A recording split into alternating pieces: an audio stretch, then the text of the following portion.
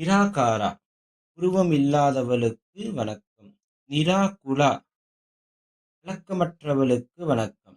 நிர்குணா முக்குணம் அற்றவளுக்கு வணக்கம். முக்குணம்னா என்னன்னா ரஜஸ், தமஸ், சத்வகுணம். அதாவது தமோ குணம் சோம்பேறியினுடைய அடையாளம்.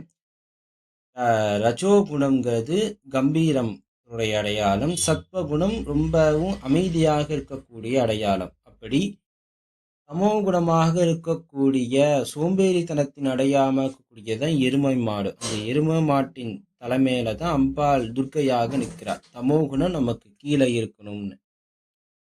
ரஜோகுணத்தினுடைய வெளிப்பாடு கலைகளுடைய ஆர்வம் இருக்கும். அந்த கலைகளை கற்பாங்க. ஆனா அகங்காரம் இருக்கும். அப்படி எந்த அளவுக்கு அகங்காரத்தினுடைய வெளிப்பாடாக இருக்கக்கூடியதான் சிம்மமும் புலியும். அப்படி சிங்கமும் புலியும் அம்பாள்